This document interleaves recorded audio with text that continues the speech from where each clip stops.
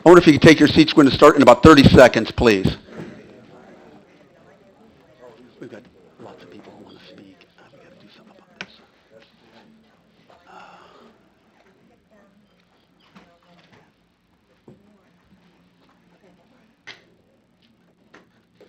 Just to let you know, we have 15 minutes for public commentary.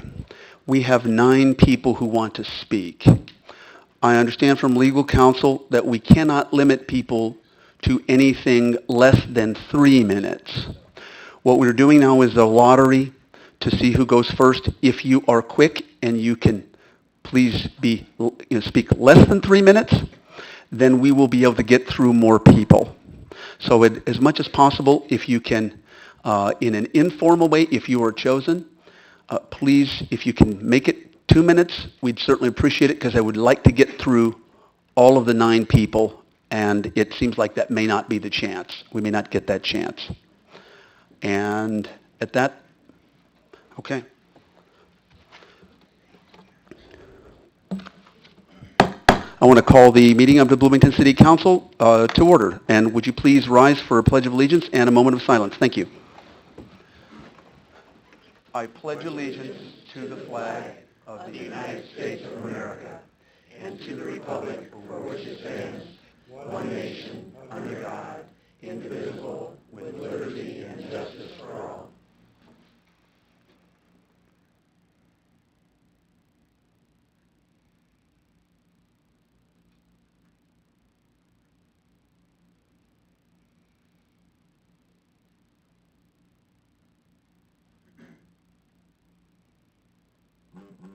Thank you. Madam Clerk, would you please call the roll? Alderman Stearns. Here. Alderman Painter. Here. Alderman Schmidt. Here. Alderman Black. Here. Alderman Fazzini. Here. Alderman Fruin. Here. Alderman Lauer. Here. Alderman Sage. Alderman Lamway. Here. Mayor Renner. Here. Do we have Alderman Sage on the phone? Dave, are you here? Has he called in, Tracy? Do we know? No. We don't have him. Well, you've got... Okay, we need to have a motion to allow us to have Alderman Sage participate. I'll make that motion. Second. Moved by Alderwoman Schmidt, seconded by Alderman Fazzini. I think we can do that by voice vote. All in favor signify by saying aye. Aye. Opposed? Motion carried. And Scott, do we have him on the phone yet?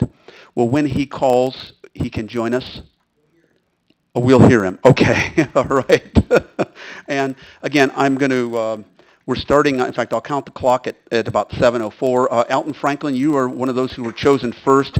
And again, I would ask you, I cannot legally cut you off before 3 minutes, but I'd ask you as much as possible to be as concise as you can so that we can have as many people speak in the approximately 15 minutes as possible. Alton, please, you know the routine. Sure. My name is Alton Franklin. I live at 508 Patterson Drive here in Bloomington, Illinois. And what I've got to say is short and really not too sweet. I'm getting increasingly disturbed at what I see as sort of an arrested adolescence on the part of a number of the council people. I'm not going to call out any names. But the simple point in fact is you have to recognize reality and go with what is a reasonable course of action. Reasonable is backing up the pension fund for our firefighters and our policemen, our first responders. They put their lives on the line every day. The least we can do is give them a little bit of peace of mind. With regards to other matters, I'm not going to get into anything in depth because we don't have much time. And I was always taught to be as courteous as I possibly can. I would hope that I can see that extended by the council people as we progress through these meetings. I am one of those who really speaks their mind, and folks, when it comes down to it, one of the greatest gifts I was ever given is my grandfather, who's the smartest third grade graduate I ever knew in my life. And what he said was real simple, 2 words: recognize reality. And another thing he taught me is if it's getting too damn dramatic, get your ass off the stage. Thank you. Thank you. Elizabeth Blankenship, and thank you for your brevity. Ms. Blankenship? Elizabeth Blankenship, 17 Cameron Court. First, Oh, excuse me. We'll give you that. Okay, Scott. Oh, hey, Dave, we're here. We hear you. Okay, thank you. We're in the beginning of public comments. All right, thank you, Mayor. Ms. Blankenship, go ahead. okay, my first comment is that I noticed that there is an agreement with the parking attendants where we're going to change their pay increase to a 2.5% pay increase. And I just wanted to let you know that I'm on a union board for a sheet metal local. We just recently had a pay increase of $1 on a $55 package. That includes pensions and health and insurance. And the men themselves only voted themselves 2 cents out of that dollar raise because everything else went to pension and benefits. So I think it's really unrealistic to continue to give salary wages in this amount. I think you guys should be doing collective bargaining for the whole package, and it more realistic would be 2.5% for the package.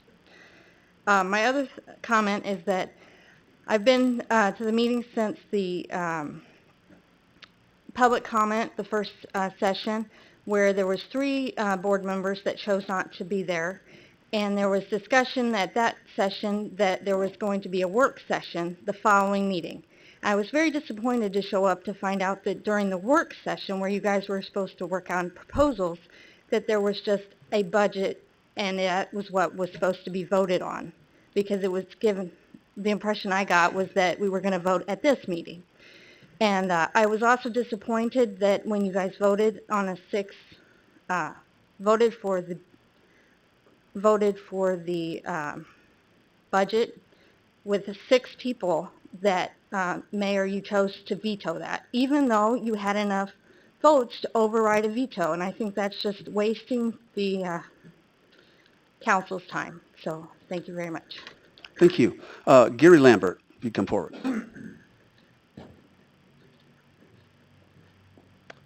Gary Lambert, 3018 East Oakland. This truly is a momentous day. I'm sure the council's all aware of it. Perhaps some in the audience are not. Today is Illinois Tax Freedom Day. We have worked the first 118 days to pay taxes at the federal, state, and local level. There are only 6 states going further, taxing more. Last year, it was May 25th. I think with a little hard work from all of our elected representatives, we can push that into May.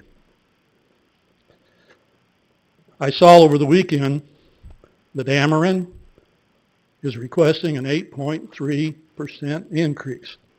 I don't think that'll affect what we pay, though. Ran across a quote that I thought was appropriate last week, and I usually don't bring paper with me, but I'll make sure I get it right. This is an author, the name of Robert Heinlein. There is no worse tyranny than to force a man to pay for what he does not want merely because you think it is good for him. The flamingos are still in the budget. Thank you. Okay. Mr. Bob Clay. Bob Clay, 13 Shoal Creek Court, Bloomington. Looking at the mayor's veto message, I understood that part of the reason was he didn't want to use the fund balance, reserve funds, savings, whatever you want to call it, to balance the budget, and I agree with that. However, I was disappointed that it seemed like most of the cuts were kind of borrowed from previous presidential and Democratic governor tactics, where you cut the things that the people want the most, like parks or national monuments in the president's case, whatever, to try to force the legislature to vote for a tax increase. So I was kind of disappointed in that, especially when looking at the administrative costs. In 2013, where in the budget there was $867,000 in the budget for the central administration. In 2000, or that was actual spending. $867,000. 2015's budget is $1,357,000, which is, I believe, like $490,000 increase or 56%. And given cuts in other areas, I'm surprised that the council hasn't looked at that a little bit harder. I did appreciate Alderman Fazzini's comment at the meeting that given our pension issues, that maybe we shouldn't increase the number of positions we have staffed in the budget for the upcoming year. But I was disappointed nobody else seemed to support that idea too. I think that according to the recent handout for today's meeting, I think that was $439,000. So I'd encourage you to look at those items as you discuss this budget. Thank you. Thank you very much. Dale Nafziger.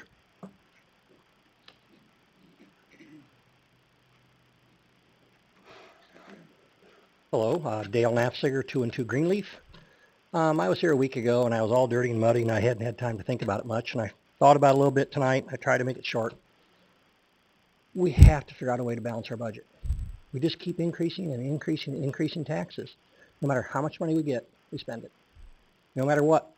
We sunsetted the arena tax, the food tax a few days ago. On the way here, I heard on the radio that Indiana has cut regulations and cut taxes, and the state's growing. Their jobs are growing, people are moving into the state. I read that New York and California are losing people at record numbers because of their taxes. At some point, we have to realize that raising taxes isn't going to fix it. 4-cent tax on the fuel doesn't sound like much. But I think if you took all the city taxes and put them into one pile, people would be shocked at what we pay. And a lot of it isn't the city. It's the state. It's the federal government. It's everybody. It's not your fault that we have these problems in the past, but it's now our fault to fix them. We've got to start taking steps somewhere, and I don't see that. I would like to pass the budget without more tax increases, dip into the reserves, and make it hurt. Maybe we'll get serious about it. But every time we raise taxes, we just spend more. So raise the taxes again, we'll spend more, and we'll be back here in 2 years. We talk about the same thing again. We've got to look at what we need and what we want. We have to go with what we need first. I can talk all night, but that's the basis. Don't raise the taxes anymore. Learn to live with what we got. I cut my pay in April. I don't hear any of that here. I don't hear anybody talk about cutting anybody's pay. I cut my own pay because I have to pay my employees. We've got to take it seriously. That's all. Next person. Patricia Martin, I think it's Patricia.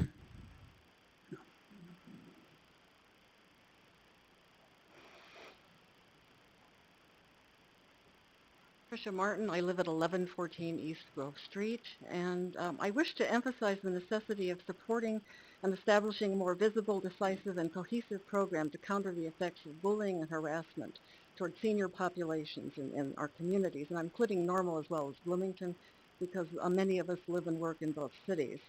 Unfortunately, this continues to exist in public as well as private facilities, despite agencies dealing with these problems, and can often result in traumatic effects on the part of the victim. And I think there was an interesting poster display not too long ago at Illinois Westland about these effects. Alderman Lauer has taken an open interest in senior issues, and I would be happy to work with him and with any of the other council members on projects related to this, as well as members of the Normal Town Council. I was pleased to see the recent ceremony here by the Bloomington Police and appreciate the comments by one of the officers about the help that police can give to community members. And I'm happy to say that my connections with the police in both cities have been positive. More recently with Sarah Mayer, who is a Bloomington officer and a Westland graduate, and who has offered suggestions regarding my interests and concerns, and who was kind enough to read this paper before I gave it today. And I have offered to help her with any of her projects as well. And thank you very much for your time. Thank you very much. Actually, we have 1 minute. Bruce Meeks. Oh, excuse me, I'm sorry, Bruce Nafziger. Bruce.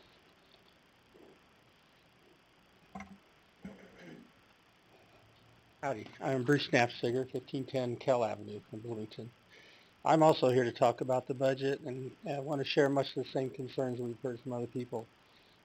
Our budget is getting out of control. Bloomington Normal is starting to head on a trajectory like Detroit. Chicago is a few years away from that. Cities are going bankrupt. We've heard lots of proposals for changes to the budgets, but we didn't hear much about the cuts that were possible. They only talk about revenue increases. People are tapped out. Quality of life we talk about. What quality of life we're going to have when we don't have any money to do anything? We don't need flamingo exhibits. We don't need $100,000 spokesmen. We're spending too much on travel. We don't need a new amusement tax. We don't need new gas taxes. We don't need additional utility taxes. We don't need additional personnel. Downtown bars need to pay for their police costs that they benefit from. We've already paid more for our garbage costs. We don't need to continue the expiring sales tax. We don't need to hire consultants to figure out every issue. We need to talk about ways to cut the budget. There's just not enough. The pensions are going to destroy this town. And it's time that this council starts talking to the state and saying, we need a fix. You guys are stuck paying the bill, but they're setting the rules. You will not be able to raise taxes enough to pay for these pensions in a few years. And people are leaving this town. They're leaving this state. It's not a coincidence that State Farm is choosing to grow somewhere else. That's a real issue, and that's going to hurt all of us. So it's time we turn it around and start making decisions. It hurts to spend money out of the reserve, but it's time we get serious, and we need to make some changes. Thank you. Thank you very much. Actually, we have gone over. Oh, we do have a little less than 3 minutes. Okay, Bruce Meeks then.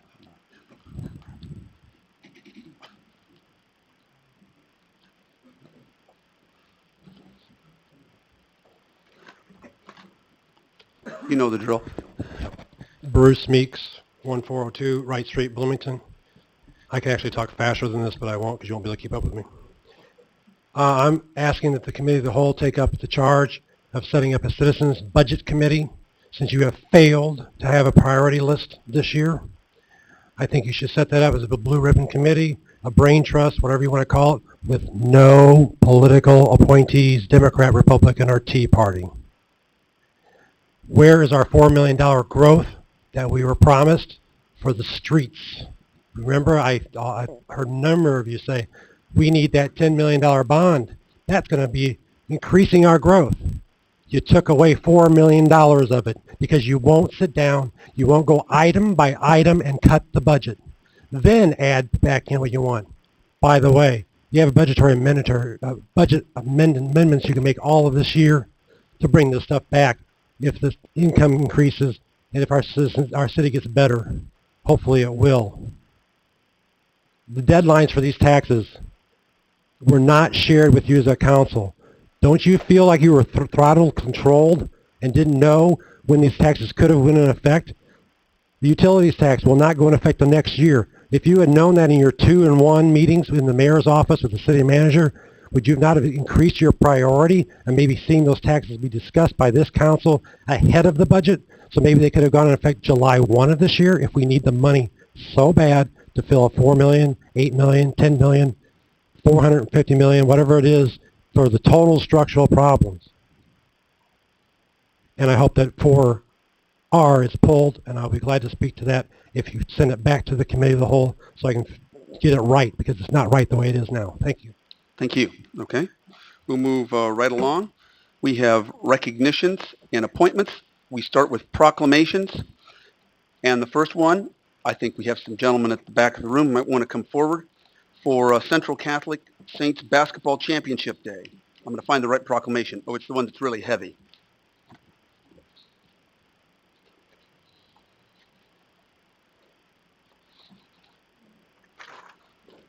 You'd all come forward. Actually, we have a proclamation for each of you, but I'll read the one overall. Proclamation in recognition of the 2013-14 Central Catholic High School Saints boys basketball team. Whereas we are here to celebrate the achievements of Central Catholic High School boys basketball team. Whereas the Central Catholic boys basketball team achieved a 27-6 winning season and many victories over Class 3 and 4A schools, and went on to become the first team in Central Catholic history and the first high school team in Bloomington, Illinois history to win a boys state basketball championship. And whereas the 2013-14 Saints basketball team persevered to win a thrilling triple overtime championship game, an amazing accomplishment, only achieved at one other time in the state of Illinois basketball championship history, and got some other whereases here. Whereas The 2013-14 Saints Championship basketball team exemplified tenacity and team spirit to win a championship game that they never led in regulation time.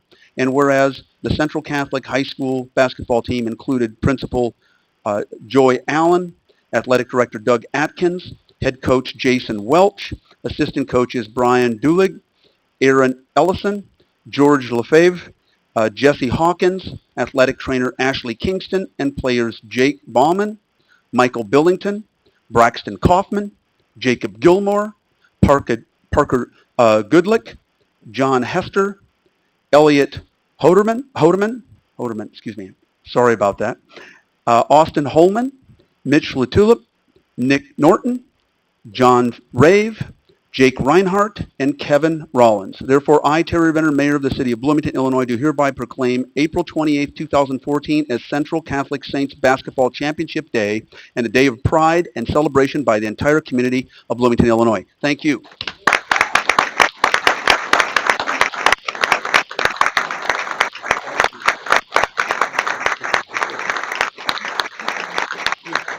This one is yours, and this one for each of your team members. Thanks for all you've done. Congratulations, guys. Awesome. Make us proud next year, too. Thank you so much.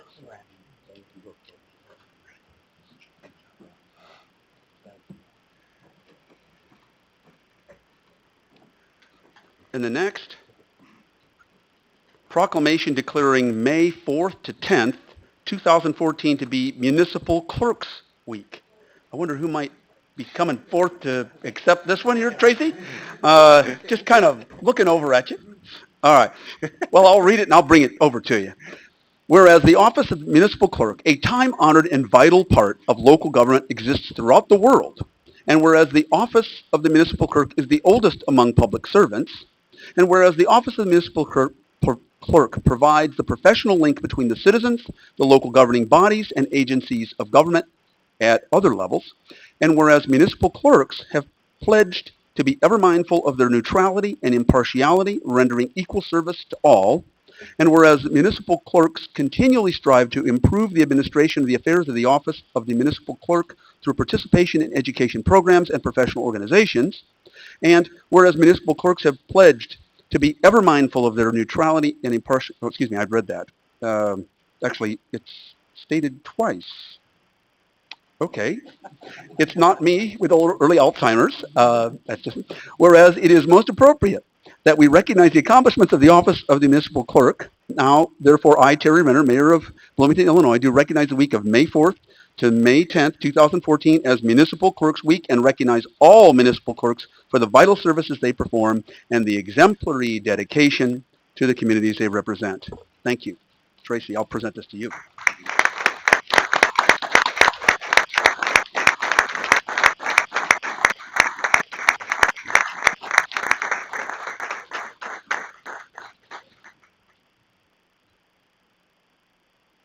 One more. This is recognizing May 14th as Constitution Trail Month. Is there someone here to accept this on behalf of the Friends of the Trail? Okay, well, I will go ahead and read it anyway.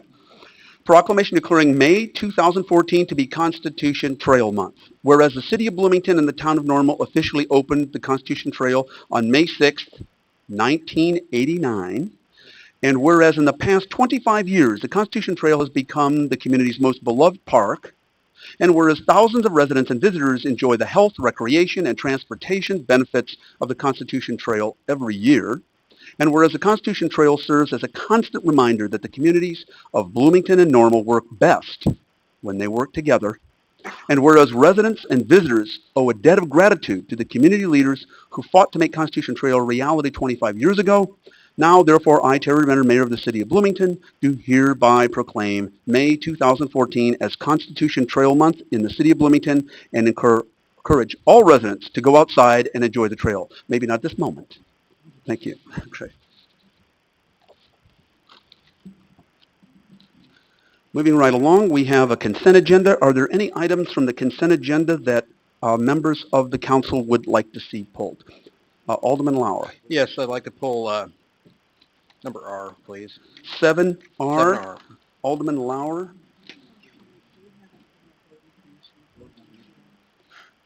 Oh, I'm sorry. Yes, thank you. Actually, I was remiss. Well, as soon as I get the exceptions, I'll go back to the board and commission appointments. Yes, I think we do.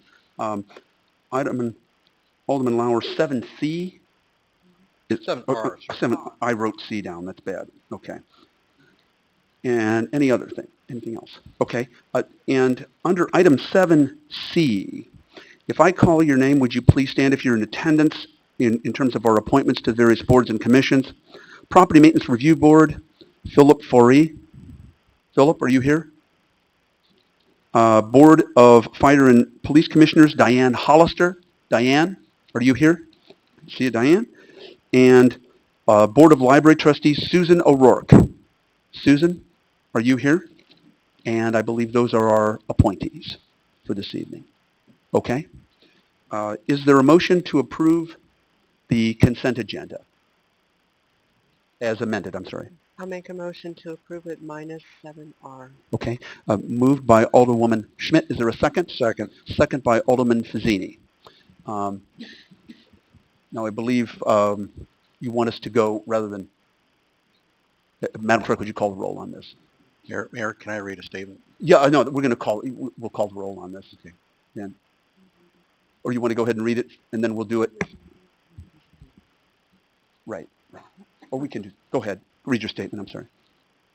With regard to both the consent and regular agenda, I have not received any monies or financial benefits from any of the individuals or organizations referenced in these specific agenda items. Thank you. Okay. And actually, we can go ahead and just do this. And Dave, are you there? Yes, I am, Mayor. Oh, you are? Okay. Now, we're going to go ahead and, if I can press the right buttons here.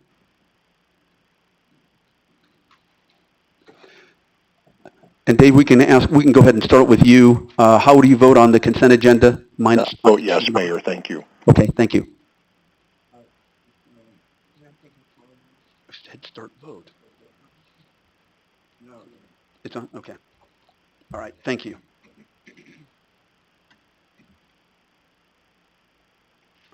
And I'm not quite sure why it's not, I'm pressing it, showing on this. There it is. Okay. We have 8 ayes plus Alderman Sage, so we have 9 ayes and no nays to report. The consent agenda is approved as amended. Thank you. Okay. And then moving right along, I will turn to Alderman Lauer, your concerns about item 7R. Right. Thank you, Mayor. I'm trying to be a bit more proactive here, and I've been trying to work with Jeff Juergens recently, trying to clean up some of the older and rather antiquated at times city ordinances. And the one this happens to deal with is in Chapter 2 regarding public comment at our meetings. And I believe it's, yeah, come on up. Just so the public can kind of understand what you and I spoke about just prior to the meeting. We want to work on together, trying to help to work out some of the more ambiguous areas between Chapter 2, Section, I believe it's 7, and Section 85. Section 85, I'm understanding that deals with our boards and commissions more than it does with our actual city council meetings. Is that correct? That is correct, yes. Could you maybe just give us a little reiteration about our little conversation there and what we plan to do? Sure. We brought this before you tonight in a desire to address a couple of issues with public comment. We've previously adopted a provision that allows public comment at all committee meetings and public hearings, and the previous provisions on public comment at regular city council meetings provided for public comment only at the first city council meeting of the month. We wanted to recommend that you have public comment at all city council meetings as well as special meetings, assuming that there would be an agenda item on those meetings, and nearly every special city council meeting would have an agenda item. So basically this ordinance before you tonight would have 15 minutes of public comment at all city council meetings. This is a practice we've started to follow this month, as there have been some meetings where there have been some very important issues in front of you, and we felt it important that you do allow at least a little bit of public comment. So we have had that 15 minutes, just like on tonight, where you're dealing with very important issues. This ordinance would simply create that 15 minutes at every city council meeting. This is not something that has to be approved tonight. We can certainly go back and have further discussions about how we want to do this. There's no really right or wrong way per se to, adopt rules for public comment, but this is what we felt was a step in the right direction to make the rules a little bit more liberal in terms of being able to address the city council. Alderman Black. Thank you, Mr. Mayor, and thank you, Kevin, for bringing this important topic up. One of the things that I've been kind of thinking about of late, and we'll come back to this because as the dust settles from this budget cycle, I think this is definitely an important topic. And one thing that I'd like to see in our ordinance, and this is not something I'm making an alternative motion tonight, would be to add any emails that are sent to the City Council at citybloom.org to be entered in the public record. To me, when someone addresses the council via email, that is analogous to speaking in public comments, and I think that it's worthwhile to add into the public record. But again, that's not something I'm making a motion tonight. I'd like to bring that back at some point in the future. And along those lines, we did add in here another process where if somebody wants to submit written comments, they could do so to the city clerk's office 24 hours in advance of the meeting. Those comments would then be distributed to the entire city council before the meeting. So if somebody does not have email, they want to type out a letter, they want to type out a statement, we'll get that copied and we'll get that to the entire council. Again, just trying to make it as liberal as possible to get the city council the comments of the public. Thank you. And as a clarification, when I was at the U.S. Conference of Mayors last summer, the mayor of Mesa, Arizona, who's now actually the president of the National U.S. Conference of Mayors, had a really, really incredible success story with a program they called iMesa, and it allowed people throughout the community to make comments online. Now, they did require them to say who they were, and so there weren't anonymity in terms of perhaps bomb throwing anonymously, but basically had comments and then actually writing ordinances and topics of ordinances, and they'd sometimes go back and forth. And very often he said that they've actually had, I forgot the number, but something like 24 ordinances that were actually passed that came from that process, and it really helped improve citizen engagement. So there are any number of things that we can certainly do. We've improved our our transparency score, and we can certainly do a lot more as we move forward. Thank you. And again, this is not something you have to approve tonight. You can. It can be a continuing process as to improving it and making sure we, do this the best way. But this is just one more step to make sure it's going to be on every city council meeting from here on out. Again, this doesn't preclude us from Right. stepping forward. Right. Is there any particular reason why we would wait? No. And, a prime example is tonight, the previous ordinance had that there was a limit of 5 speakers per public comment period. Tonight, we had 9 people that wanted to speak. We were able to get through those, able to hear everybody. We were only able to get through 8. Oh, 8. 8. Okay. But more than 5 and still meet within the 15-minute period. So, it's hard to go much beyond the 15-minute period because obviously there's a long council agenda meeting tonight. You have a lot of business to get through, but you do want to set aside some time for public comment and try and hear as many comments as possible. And just so that everybody in the audience knows, if you want to do more than just comment, if you actually want to interact, we have a mayoral open house every Friday before a Monday city council meeting. So we had it last Friday from 4 to 5:30, and everyone's welcome. We just sit over there in the fishbowl, and we've generally had somewhere between 12 to 24 people come by, and you can ask any kind of questions you want, have any type of discussion that you have. Nothing is off the charts or off the table. So just FYI. Alderman Fazzini. One of many ways to address the council. Oh, okay.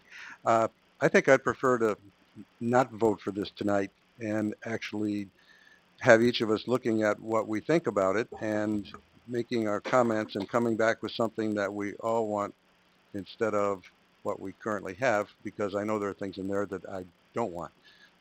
And there are things that I'd like to add. So if we all have that feeling, why do something tonight that we're going to change? Well, at this point, a motion would be in order either way. I'd like to make the motion we table this. Okay, moved by Alderman Lauer. Is there a second? Second. Second by Alderman Fazzini. And we'll go ahead, unless there's further comment, and vote on this.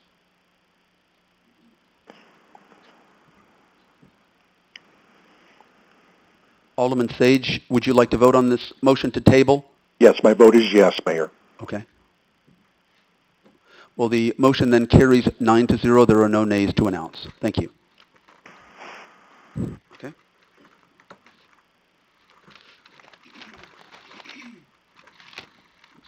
Excuse me.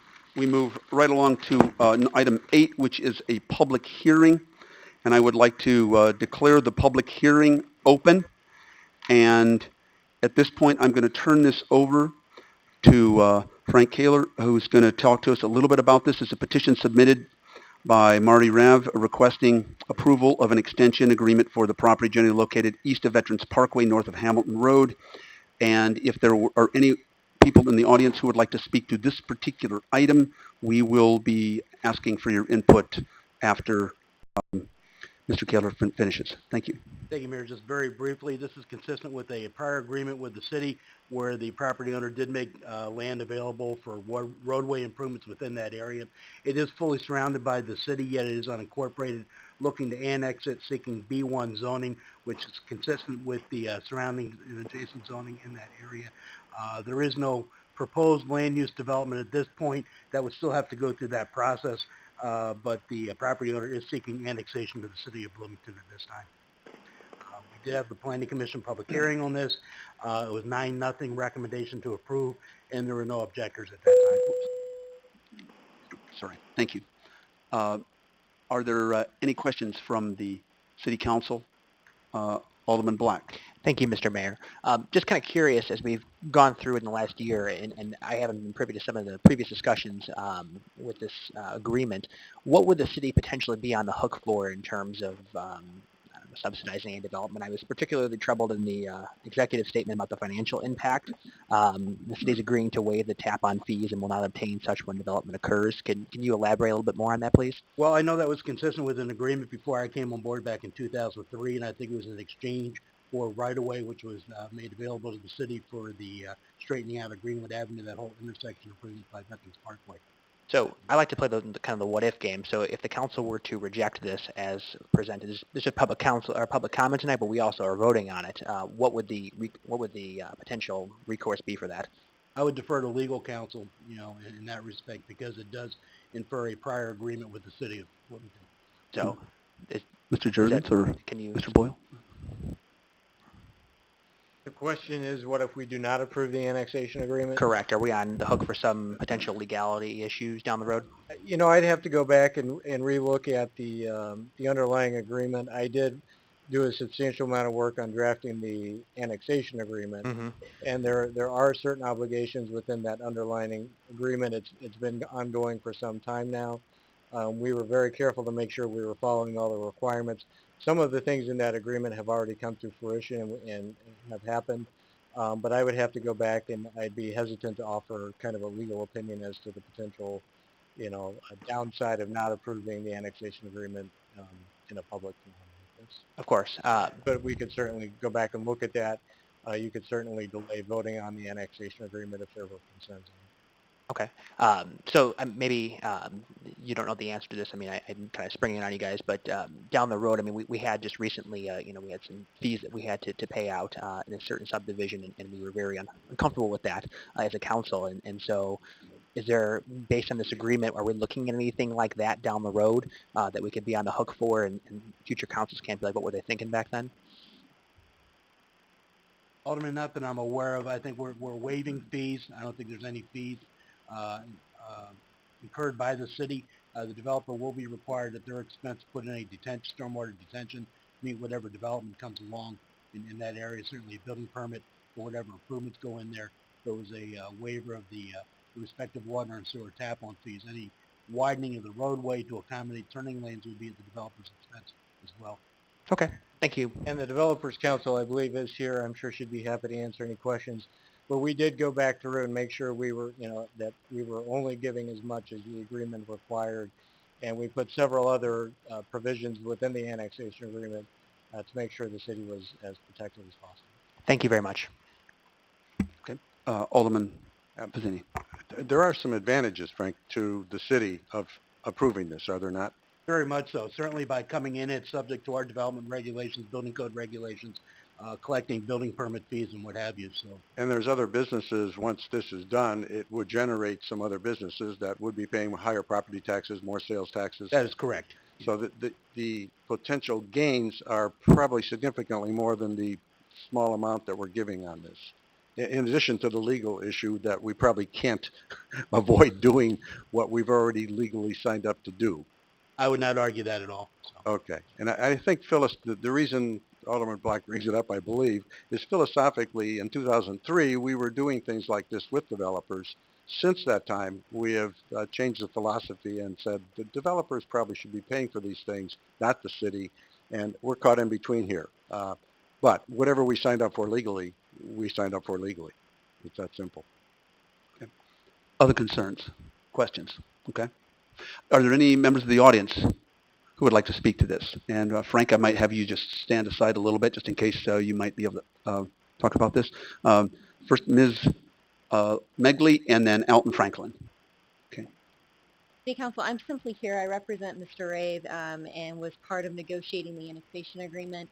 I'm certainly happy to answer any questions that the board or that the council may have.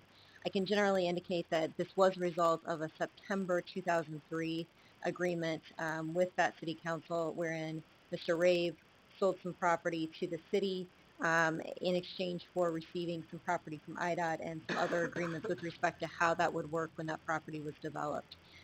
So if there are any questions, I'm happy to answer them. Questions of Ms. Megley? Okay. Thank you very much. Alton Franklin?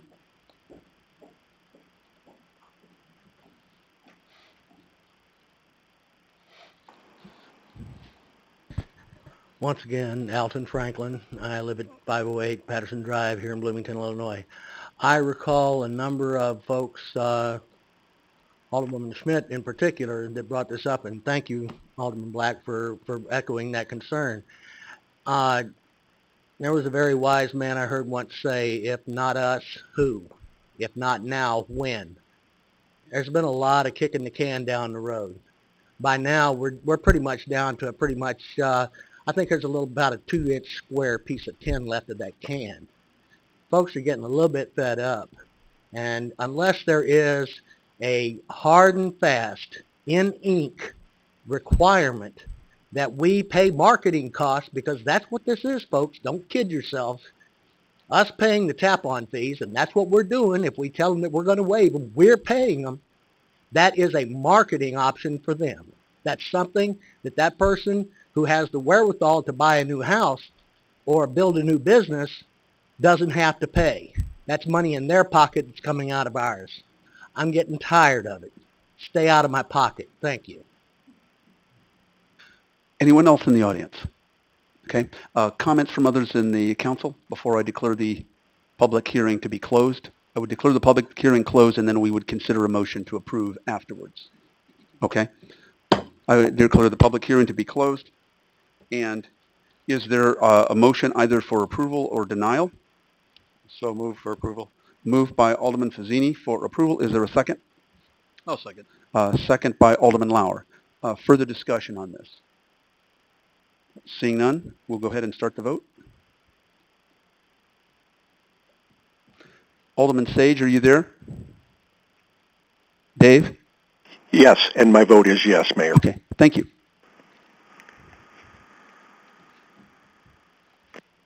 The motion then carries 9-0. There are no nays to announce. Thank you. And we move right along to our regular agenda. And our regular agenda 9A is a petition submitted by Dennis Pulliam requesting approval of a special use permit for a two-family residence for property located at 611 South Clayton. And there are two components to this. First is a recommendation that the motion to reconsider the action of April 14th. That would need to be made by one of the aldermen or women who were present, and that would be either Millawambwe, Stearns, Painter, Schmidt, or Lauer. And I say, Yes, Alderman. sir, I'd like to make the motion that we reconsider this action for both I and II. I'll second that. Okay. Motion is made by Alderman Lauer. It is second by Alderwoman Schmidt. And would you go ahead and vote on the reconsideration, please? Alderman Sage, would you like to vote on this, please? Yes. And you do vote yes, is that right? My vote is yes, Mayor. Thank you. Thank you. Okay, the motion to reconsider passes 9-0. There are no nays to announce. And we move on to the substance of the motion.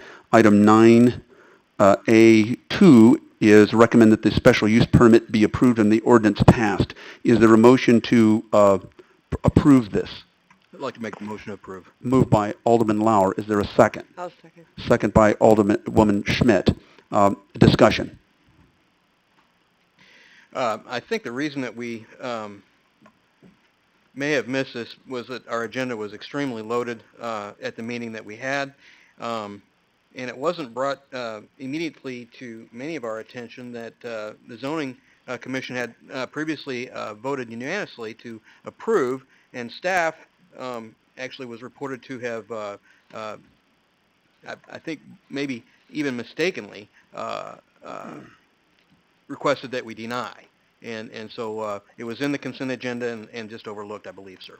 I think that's accurate. Any discussion on this? Alderwoman Stearns. Just curious, this was in the consent agenda before. It was in the consent agenda, is that correct? I believe that's correct. So was that a proper place for it at the time, the consent agenda, or should it have been placed on the regular agenda? I think it was appropriate. It was a miscommunication. I apologize for dropping the ball on this one. The staff initially had recommended denial because of technical requirements of the zoning ordinance, and so the motion, it could very easily in the consent agenda, it could have been a motion to approve. Inadvertently, it read a motion not to approve, even though the zoning board had recommended 7-0 to approve it. So it would have been appropriate in the consent agenda had we done our homework first and corrected the wording ahead of time. Okay, all right, thank you. Alderwoman Painter. I drove past this property last weekend and looked at it, and I think it would be perfect for a duplex or whatever you want to call it. It would fit in with the neighborhood really well. Okay. Other comments? Okay. Seeing none, let's see. If I cleared the vote, go ahead and start. Alderman Sage, how do you vote on this? My vote is yes, Mayor. Okay. Then the motion is carried 9-0. 9 ayes, no nays to announce. Thank you very much. Thank you. Thanks. And we move right along to a 9B, text amendment to Chapter 7, taxation regarding proposed increases to the utility taxes.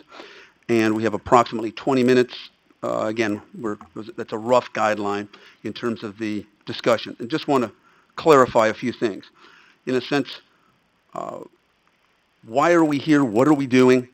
Last week, we did have a series of votes. The budget as presented last week, to make it clear, as presented last week, had supported in its entirety, went dollar for dollar cuts to user fee and tax increases, a little over $3.5 million apiece. We faced a clear structural problem and deficit. The proposals were to go dollar for dollar. We certainly had gone through in discussions, small discussions with council members, group discussions. We've had lots of public meetings, town hall meetings. We've had every other week, it seems, I think for just about 9 months at mayoral open houses, we've been talking about this. That's the budget as reflected, that was presented, reflecting all of our public comment and aldermanic input. Now, why did we have a problem? Frankly, the biggest surprise I have had as being mayor, bar none, is that I never thought I'd have to spend so much time, so much energy, so much political capital just keeping the doors open. I thought we were in much better financial shape than we are. We're not. Now, why is that the case? A variety of reasons. To a minor degree, we've got better projections. We've got better data. Our projections aren't as rosy as they were in the past. But beyond that, some of the biggest thing is we have to spend over $4 million next year just to keep the people we currently have.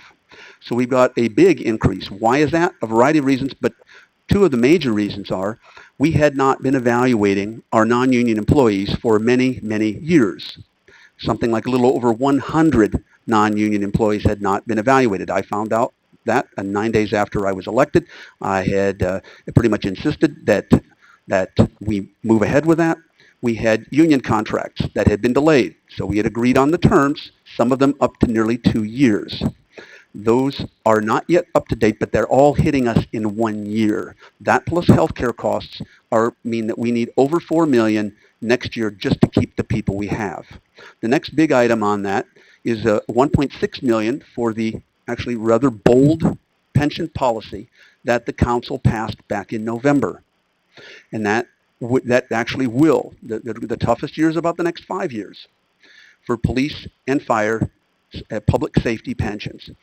If we step up to the plate and keep up with this, we will be fine after about 5 years, and actually after 30 years, we will have saved the taxpayers about $68 million and change. That was a good policy. It stepped up to the plate. It showed our public, safety people who risk their lives for us every day, our police officers, our firefighters, and that we really were serious. And actually, if we have tonight, or have a process where we actually designate a consistent revenue source, we will be a model for other cities to follow. So those are the main reasons of the 8 million or so structural deficit. Those are the specific reasons. The other is, I know people talked about taxes. I don't like taxes any more than anybody else. Trust me. In fact, on my property taxes, my blood boils every time I get it. I pay over $8,000 in property taxes. Now, of that over $8,000, only $1,000 goes to the city of Bloomington. Our reliance on property taxes is about as low as you can get for any city our size in the country. About 14% of our budget comes from property taxes. We've tried to hold the line on property taxes. It also happens to be, just coincidentally, that about 14% of what you pay goes to the city of Bloomington in your property taxes. So we have, as a council, tried to avoid those for lots of reasons. We may discuss a little bit some of those options perhaps in front of us this evening. So we have not, on our general fund side, we have not increased taxes in 5 years.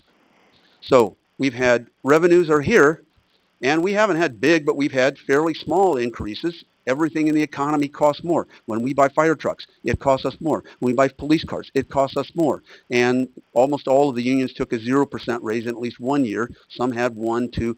They're going up. Our costs are going up, and we're flat. And unless we do something to say there's a significant chunk of people we are going to get rid of and lay off in our city because there's a significant chunk of stuff we don't want anymore in our city, then like everything else in the economy, we're going to have to pay a little more.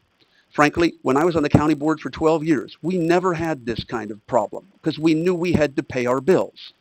Every year out of 12 years, we had slight increases. Now, we knew that we could cut corners in some places. The sheriff got us $400,000 cost savings by contracting out our food service. So sometimes we didn't have to go up quite the inflation rate. We could sometimes do a little less. But we knew at the end of the day, at the local government level, we had to pay our bills. And we, unlike the state level, unlike the federal level, we don't give anybody any other money. There's no slush funds for grants to other stuff. Here you know what you're getting. It's basically police, fire, public works. That's the vast majority of the budget. The next biggest pot is 4% for Parks and Rec. So those are the core fundamental realities that we're running into. And that's the situation that we face. There aren't any free lunches. And that's one of the things that we have to realize. And at the bottom of the federalism food chain, we can't point to somebody else. We can't mandate to anybody else. The finger points here. We're the ones who have to make this stuff happen. And that's why we're in the situation that we are. It would have been easier if this year to find more deep, long-term cuts if 5 years ago we hadn't gotten rid of almost 100 people. We shed 99 full-time equivalent positions. So there's not funniness with the numbers. Those are full-time equivalent positions. It's not like we're counting one and shucking and jiving. We shed just about 100 positions. Had we not done that, we would have more places to find some obvious cuts. And that doesn't mean we're not going to be able to do it. There are some things that I'm pretty optimistic. Immediately after the fiscal year, we'll probably have a couple things we're going to be able to announce tonight, regardless of what happens with this budget. We're going to begin the first workshop for 2016. What are our priorities? What do we do as we move forward? How can we be more productive? But right now, I would love to promise all of you a free lunch. I would love to wave my wand and say, oh, yay, this is great. I would love to just say, well, actually, this I wouldn't love to do, just to say, hey, it's not my fault. It isn't my fault. It's not the fault of most all of us who are up here. But it is our responsibility to step up to the plate. I didn't run for mayor, as I said last time, to avoid the tough decisions, and I'm not starting now. So last week, we had a budget. There was some confusion about the public utility tax because it was split up into 3 pieces. We're not quite sure why. Tonight it is presented because there had been some confusion about the public utility tax in pieces. We're bringing it back for reconsideration as an entity. Now, what would this, practically speaking, mean? This would be 1.25% that would be earmarked for public safety pensions. So it's not something that a future council can mess with and touch and put it into something else. It's earmarked by ordinance for pensions. What does that mean? It does not put us in any competitive disadvantage with any city within 120 miles, because every city within 120 miles is double our current rate. So we'll still be lower than everybody else. That doesn't mean we go to them. The only point is, it doesn't put us at a competitive disadvantage. Is it regressive? Yes, actually, virtually any of our taxes are regressive, which means that those who are at the middle or the lower end are going to tend to pay a higher percentage of their income than those at the top end. We don't have a progressive income tax. It's not even in with our home rule authority to levy something like that. So these are the current options that are on the table. Again, if this passes, then I will not proceed with a veto message. If it does not pass, then that means we have a shortfall. We have a budget that is in deficit, and that would require us to transfer about $1.25 million out of our savings, not because we've got some unusual crisis, but because, in a sense, the whole didn't equal the sum of the parts in our decision making. The cuts that I have proposed are not willy-nilly. This is the one thing that I may not be a public finance person, but I've been involved in local government almost 30 years. You don't usually just go in and grab a few things in certain places because it can have a ripple effect. These were all cuts that the department head said they did not want, but they said if you're going to cut down to the marrow, these are the things that we're offering up. These are all things that the city council said that they wanted restored. It just so happens that the entirety of those almost exactly equals the proposed or the budget deficit that would have been produced by last week's decision. So those are the backdrop. I think, in a nutshell, we do need to act. We have a structural deficit. We can't kick the road down. Several speakers have mentioned that. This is at least some beginning toward closing that. The aggregate of this will be almost dollar for dollar cuts and fee and tax increases. Almost dollar for dollar. We were trying to do this in a balanced way because what we mostly heard from people is we generally like our public services. We like what we're doing in the city of Bloomington. There may be some things here or there that some people don't want, but at the end of the day, it's up to us to filter those through. And that's where we are right now. And at this point, I actually, just to make sure that there are no procedural questions, I would turn to Alderman Fazzini, who had voted no last time. And I understand that you might have a different motion this time. Yes, actually I do.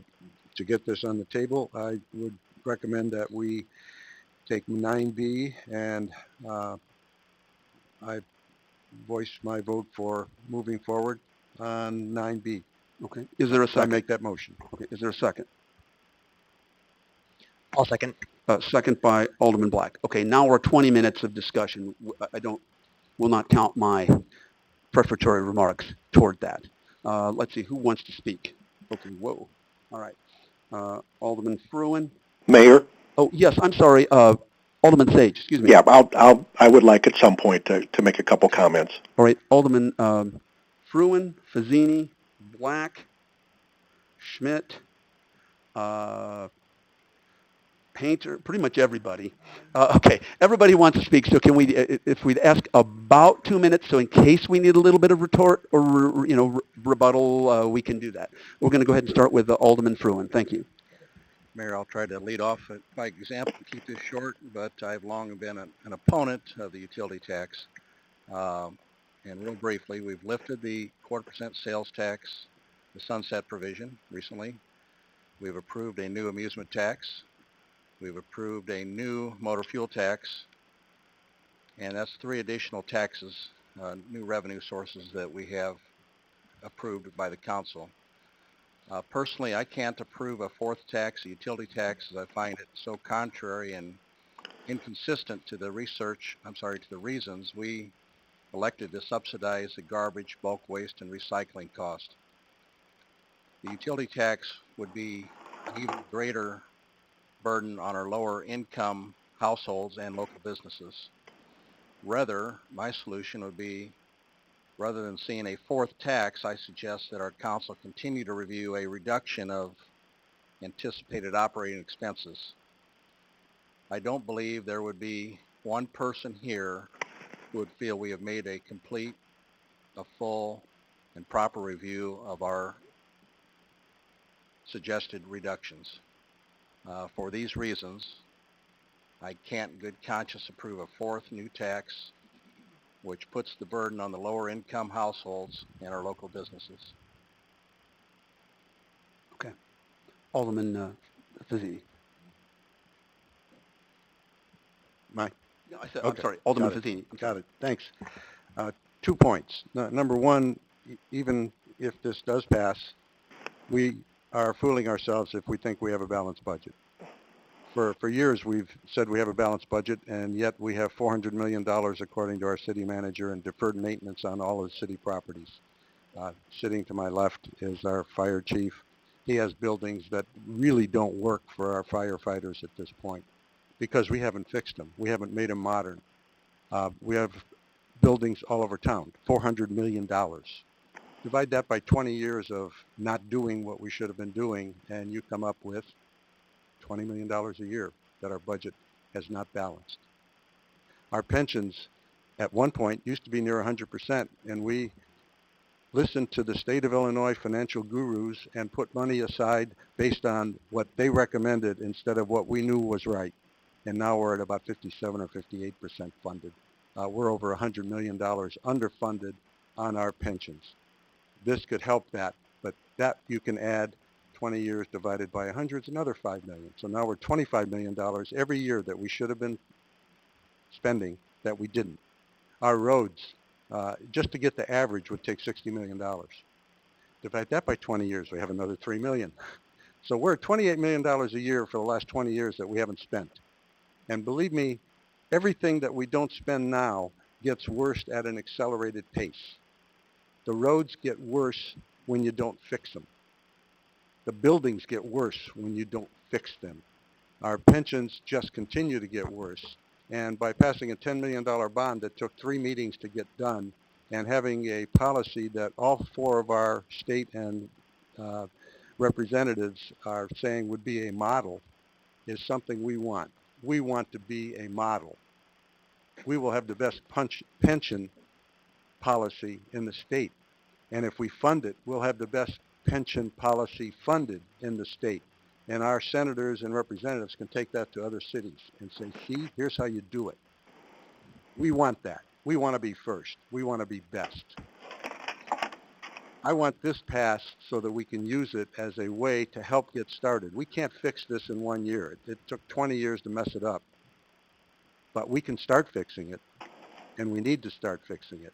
And with interest rates as low as they are, we need to consider future bonds at these interest rates, which are as low or lower than the CPI. So we'd be paying back in cheaper dollars than we're borrowing, and we would be fixing things immediately that will accelerate and getting worse.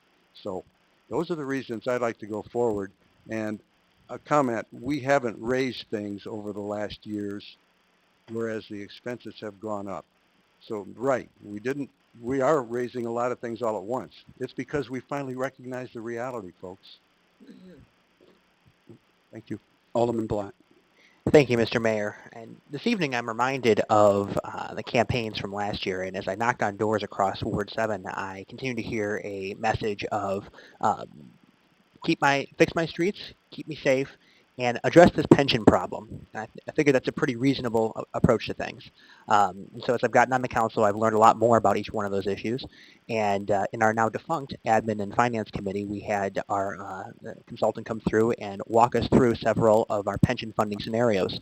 And quite frankly, it was alarming just how we were making poor financial decisions on the long term. And we watched our payments balloon up if we continued on our current trajectory. We watched our future generations having to pay for us, and it becomes a spiral. I keep hearing things like Detroit thrown around, Chicago thrown around. You're right, we don't want to be like them. And so we need to be proactive now. And I see there's a sense sometimes on this council of kind of looking back at the past and saying, well, why did they make these decisions? What forced them to play their cards this way, or what made them pass that ordinance or walk down this route? And a lot of times we don't quite have an answer. I don't want future councils to look at us and say, why did they burden us by not being able to make the tough choices in 2014? I don't like taxes at all. As someone who is at the beginning of my career, I rent. Utility taxes will hit me. I'm aware of it, but I would rather have a few dollars come out of my utility tax over the course of a year than watch our public safety pensions not get funded, because now we're burdening our future generations. We talk about whether or not we want to have X program or Y program. We're not talking about massive layoffs. We're not talking about a disaster. We're talking about making sure our future is secure for our family. And I committed to my voters that we're going to make sure that we fund our pensions appropriately. And I hear again and again, why don't we talk about changing the funding mechanisms of the levels or move to a 401k? We're all open to those ideas, but that's not something that the city is in control of. That's something that the state's in control of, and I encourage everyone, if that's a strong opinion that you have, to talk to the state legislatures. We know we do. We want to make sure that we have a commitment, though, to the people who keep us safe, and I'm willing to follow through on that commitment. Thank you. Alderman Schmidt. Thank you.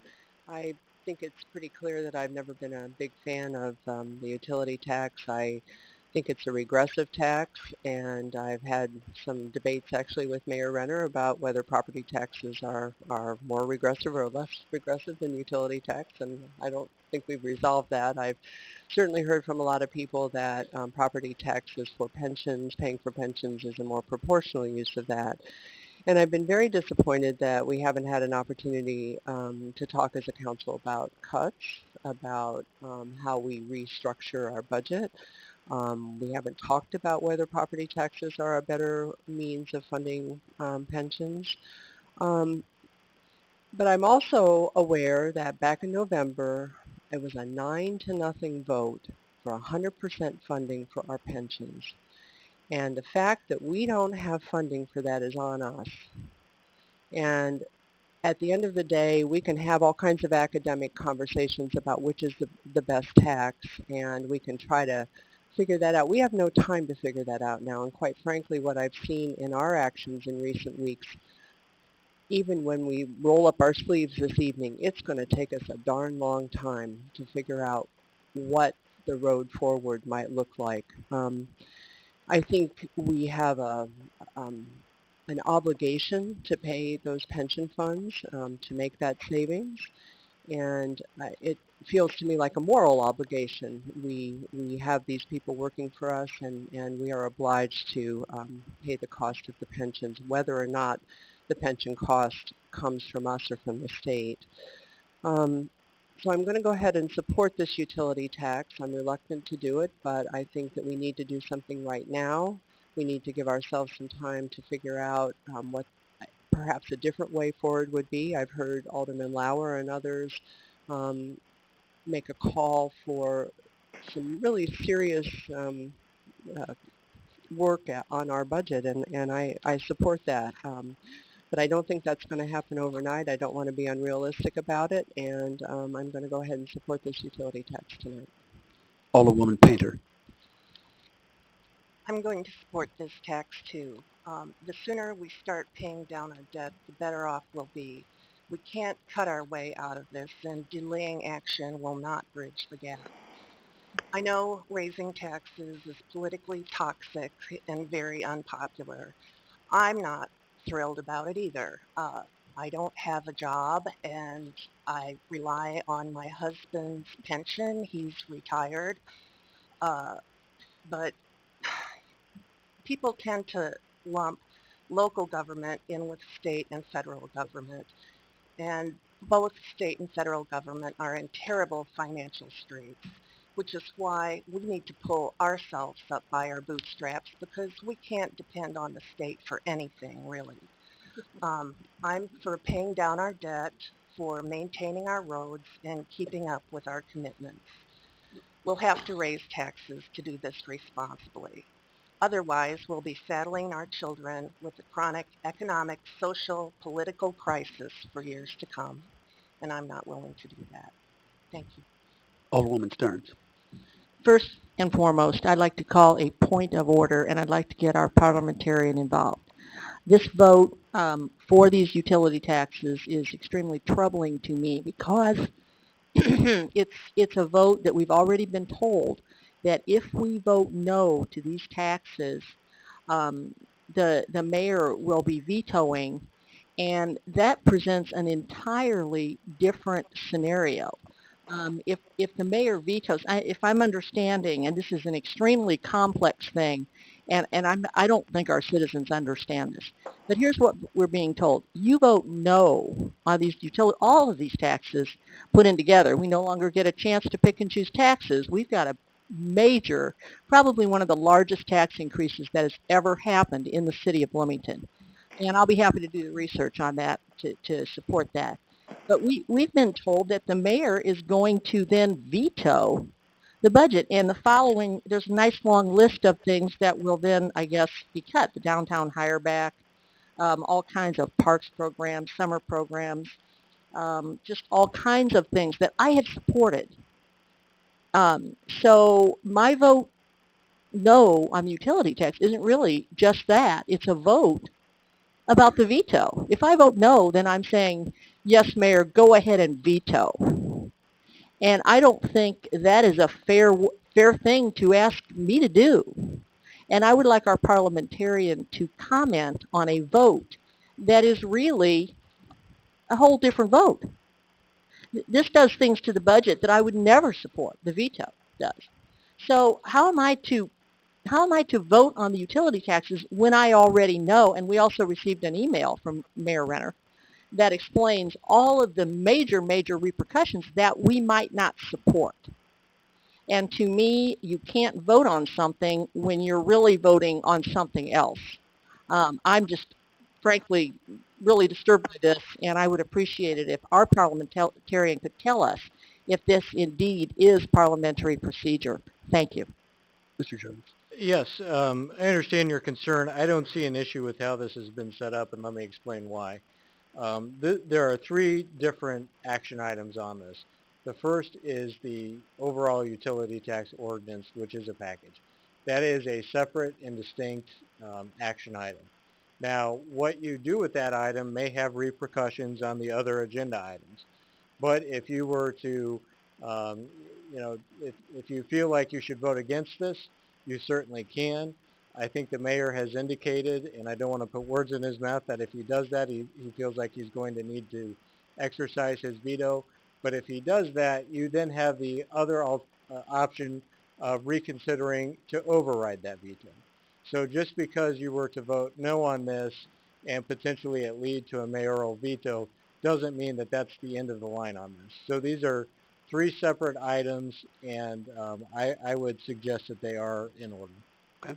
Okay. And I would like to comment on the taxes themselves as well, even though, frankly, I think the question of the veto is very much an open question. But I'd like to comment that, this has been an extremely long and painful process, and I would like to mention a couple of things. This is a really fundamental disagreement here, and I truly respect the mayor and all of those who support this tax. And we certainly got a lot of emails today, similarly worded, all loving taxes. So that was an interesting experience. And we got a lot of great emails, even from some of the people here tonight, who explained that the citizens of Bloomington are maxed out. and they just told us that on the, I think, on the sales tax, 2-to-1. And no one, I mean, everyone loves schools. Clearly, we all do. I do.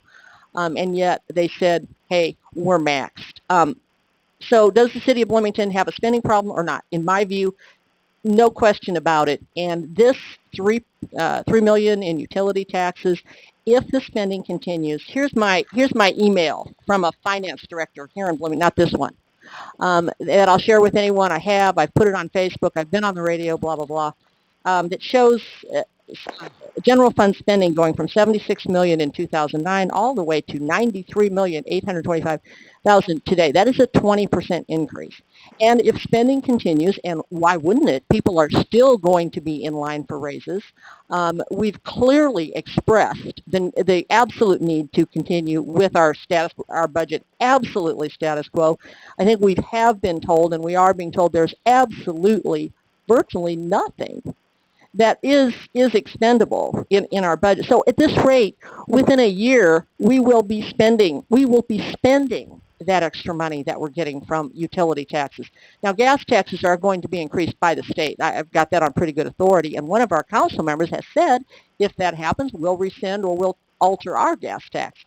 So I don't know about the gas tax. The amusement tax, to me, is completely undefined. I don't know if that's going to be every amusement event in the city or not. I simply don't know. But at any rate, we're left with the utility tax, and in 1 year, we'll be spending every single penny of utility taxes. Now, Mayor Renner said earlier that in 5 years, I guess our budget payments will be somewhat under control. But I did some math here, sitting here, and of course now I can't find it. In 5 years, we'll be paying about $12 million. We'll almost be doubling, $6 million, and then it continues to go up from there. Anyone who wants the numbers, please feel free to ask me. But in 10 years, I believe we're topping out at something of $18 million on pensions. We're not kicking the can down the road. This is the most extreme example I've ever seen. And we're not addressing the fundamental issue, which is spending in the city of Bloomington. I'm going to ask you, Alderwoman, since you've had 8 minutes, I need you to finish. And I'd like to, okay, but I think that this is such a critical issue. I have one more thing I'd like to point out, and this is in agreement with Alderman Schmidt.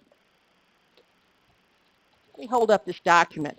This is a document that every worker in the city of Bloomington, every citizen in the city of Bloomington should get a hold of, because it's all of the council members, except some who elected not to vote, on what they said about every single cut that was proposed. Now, this was given to me completed about approximately 2 days before the budget meeting on the 21st, at which time we were all told we had, I think, some 2 minutes each to discuss this. So I agree with what Alderwoman Schmidt said. I hope I'm not misquoting, that no, we have not had an opportunity to vet these proposed cuts at all, and we've got flamingos, golf paths, millions, and this is an ex-mayor, not me, millions and millions in consulting fees, and on and on and on. So that's what we're doing here, and yet the fixed income, the single mom, the working poor are going to pay more, and quite a lot more. Okay. Thank you very much. Alderman Milawambwe. Okay, thank you very much. Well, I've spent quite a bit of time thinking about this, and I did agonize over the decision, over the weekend. But I think as I reflect, I can say that I've heard, based on what I've heard, there are 78,000 individuals in the city, citizens. There's 78,000 opinions on what to keep and what to get rid of. And so out of that, I think what I came up with is that there's no clear consensus. Some people like parks. Believe it or not, they increase people's property values. Some people don't want to be CPA. Some people want to be CPA. So I guess it's, all of that is in the eye of the beholder. So when I find myself in situations like that, I try to reach for compromise, because nobody's going to get everything that they want to get. So we have to find a way to compromise. I think one of the things that I'm not willing to compromise on is the promise that I made during the campaign that we would fund pensions. So I voted to do that, and I'm presented here with a choice to do something about it. So I'm going to support the decision that I made earlier. Initially I indicated my opposition to the utility tax because I thought, I really wanted to force a little bit of soul searching because it's easy to say, yes, let's increase taxes and let's do something. But I think, and I've seen that there has been at least a little bit of soul searching where we are looking to make some cuts, and that can continue. It doesn't all have to happen right now. I, but I also have to caution us that in our haste to try to make cuts, we should remember that we should not lose the soul of Bloomington. What is it about Bloomington that makes it great? We have to remember that, and those are things that are worth preserving. I've gone to the Pepsi Ice Center one time, and I was there, and I was amazed to see how many adolescents were having a great time, okay, in that facility. And I can tell you, I know people don't like parks, but if you ask any child to tell you what is their priority, they will tell you it's a park, okay? So everybody has a different priority, and we absolutely need to remember that, because if we don't do that, if we have a place that doesn't cater to kids as well, then this city eventually will die, because you need kids to keep rejuvenating your city and to come back. And sometimes when they do go away, they come back. Okay, I can count, I don't know how many friends I have who I went to school with at ISU, started working for State Farm, went away, and decided to come back when it was time for them to raise their kids, because they thought this is a great place to raise children. That's something that we should not forget in our haste to make cuts. Okay. Another thing that I want to say is that I supported the motor fuel tax because I've heard time and time again that our streets are terrible. So we need to do something about it. I'm prepared to do that. Okay. I don't want to do what is politically convenient. Okay. I know people don't like taxes. I don't like them either. I'm voting against my own interests because I do a lot of driving with my kids. I have 4 kids, taking them to activities left and right. But at some point, I think, I have to do what I think is right. And I'm prepared to do that. I'm prepared to deal with the consequences of doing what is right. Okay. I know not everybody's going to like it, but that's why we're in these seats. It's not easy. It's not fun at all. Okay. Thank you. Thank you. Alderman Sage, we're going to go from you in numerical order, and then Alderman Lauer. Okay, thank you, Mayor. And I, too, will try to be as brief as I can. I want to reinforce a couple of points that I think you made, Mayor, in some of your opening comments, and then add another point or two. That the fact that should the utility tax pass, and consistent with my vote a week ago on the vote on the electricity tax, I will be supporting the utility tax this evening. We by ordinance, by law, are setting up a lockbox where those taxes will go into to cover police and fire pensions, the safety, our first responders. Conversations I've had with folks in my ward, the point I try to make is that if my house was on fire and I was trying to get out of the house and didn't know if my family had all gotten out, these are the folks who are going back in to they're running into the burning house to make sure that my family's out. And thankfully we have a quality of life in Bloomington that this doesn't happen very often. But if there was a situation where there was gunfire and I'm running away from the gunfire, these are the people that are running towards the gunfire. And that is something that I have taken very seriously, an appreciation for our first responders, and as such, the funding of the police and fire pension policy that we have. So there's no smoke and mirrors with this. I've heard comments earlier tonight that we'll be spending all of the money that this utility tax revenue brings in, and we will be spending it only on police and fire pension funding. Along with that, I was reminded again when we had our town hall meeting at Miller Park, again, some of the misconceptions and some of the lack of understanding of how the public pension system works. At the city, and again, Mayor, you alluded to this in your comments about federal and state governments and the relationship to local municipalities. We have no control over the public pensions that are set by those who control the legislative and executive branches in Springfield. We don't set the terms, the retirement ages, the benefits. That is simply outside of our control. And I don't mean to make this sound so much like a simple accountant's perspective, but we are basically presented a bill by the state, and that's what we have to pay. I happen to think that, again, these first responders are deserving of a fully funded pension, but the reality is this is a bill that we're presented to with from the state. So again, I will be supporting this tax increase because I see it as a vote of affirmation, a vote of confidence to those men and women who again are willing to do some things on a daily basis, and that they choose to do and gladly do, because these are the careers they've chosen. I'm willing to support that with what I think is a very minor and reasonable increase in utility taxes. Thank you, Mayor. Thank you. Alderman Lauer, last word. Well, I agree somewhat with Mr. Sage. I also agree certainly with Judy Stearns and Mr. Fruin. I think we can break this down. I like to do that a lot. This is common sense, folks.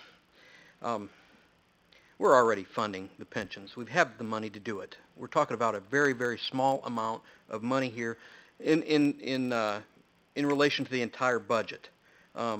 We already have a revenue stream in our property taxes. We should already be paying for those. This is a need. This is a must. We're already doing that. We shouldn't be tagging additional taxes to a need. We have other needs that have to be met, and we're not really complying with those right now either. Okay? We need to be funding our streets and our sewers. We have a lot of infrastructure needs that need to be done. Mayor, I'm sorry, but I still cannot support this because we have not had ample time to sit down and actually have a real heart-to-heart discussion about cuts. Okay?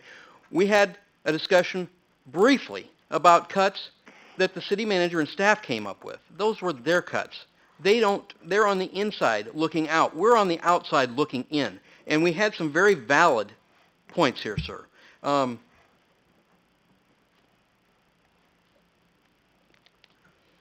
We need to separate the wants from the needs. When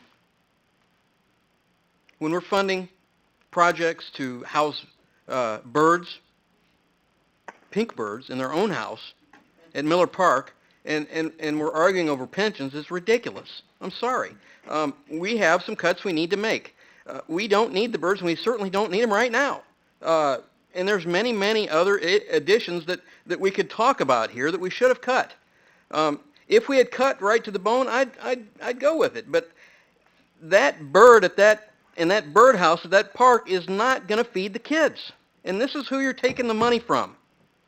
You're taking the money from folks that actually are having trouble feeding their kids in my ward. And that's why I'm going to vote against this. We have not had that discussion, and I won't support it until we do. We have to get the fundamentals first, sir. And we have to look at things that are not fundamentals, and those include parks and entertainment. Folks, I grew up without a park, or much of a park, and I did just fine. I worked on my dad's farm, okay? And yeah, not every kid can grow up on a farm and have the luxury of doing the kind of work that I had to do, but There again, I'm sure there are a lot of constructive things. I'm not talking about taking all the parks away from the kids. I realize they love parks, and we've got a lot of nice amenities, but we've got 45 parks, and we were just bequeathed with more property out in Hawthorne Hills by Mr. Beerfeld. And that's an added expense again, okay? So I don't buy it. We've got a lot of properties we need to divest ourselves of. We've got a lot of responsibilities that we really don't need to be meeting here. We have an awful lot of very nice programs. We need to look at what those programs are, what they cost, and further allocate the expense of those to the folks that actually are using them, okay? They are not needs. They are nice things. Adult dance classes, it goes on and on. There's a huge list.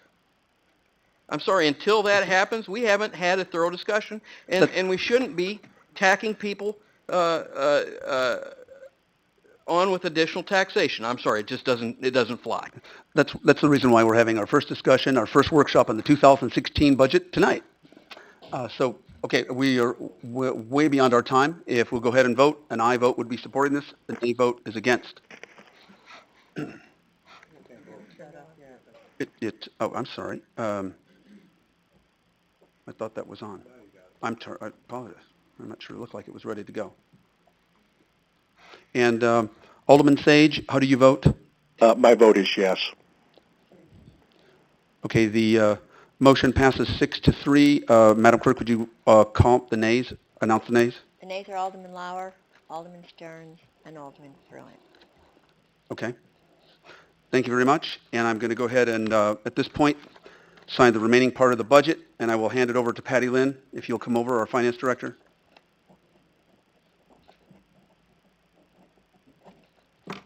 Thank you very much, Patty Lynn. Thank you for all your work that you've done in all of this. Thank you. Thanks. Now, as we've noted, we are moving right along to having our discussion on 2016 budget priorities. We have approximately 30 minutes budgeted, and we're not going to be really tight on the time, but I think given the hour, we'll try to keep it to 35 or 40 minutes. I have about 5 minutes, maybe not quite, 4 minutes worth of comments that I want to make as we move forward. I'm sure these will elicit debate and discussion. First, again, as we've said, our work tonight begins on the 2016 budget. And I hope as we go down this process, it will become to understand that this is not about, it should not be about ideology and philosophy. There's a good reason why 75% of American cities have nonpartisan elections.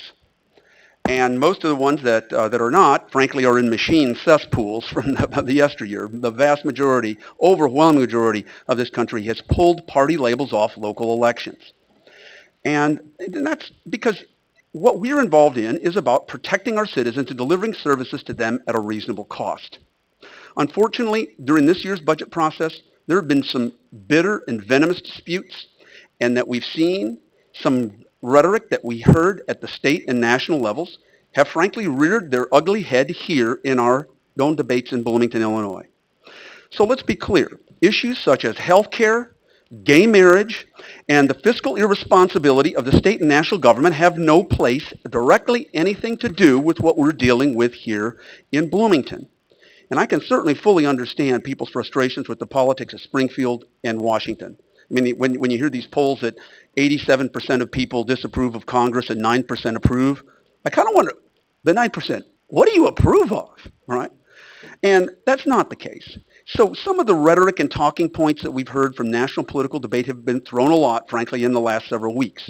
This doesn't help our progress, making progress in our community, quite the contrary. The ideological and partisan invectives are poison. They're not going to help move us forward.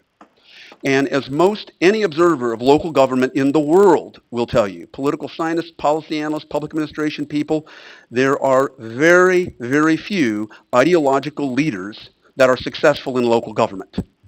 They don't make it, or they realize, oh, all that ideological crap that I've been fighting at the national level doesn't apply here at the local level.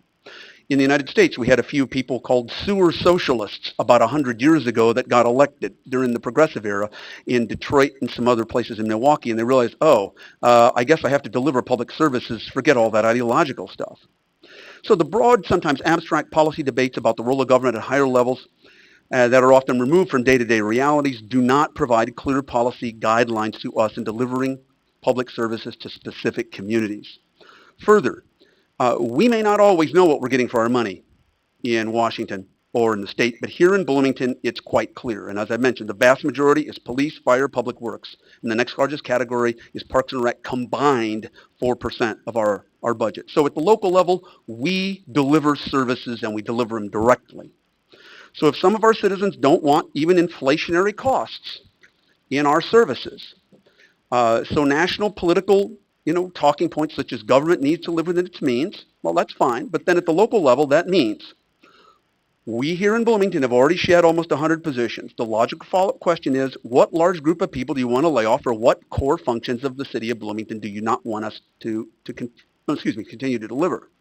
So the tire hits the pavement here in Bloomington. That's our reality.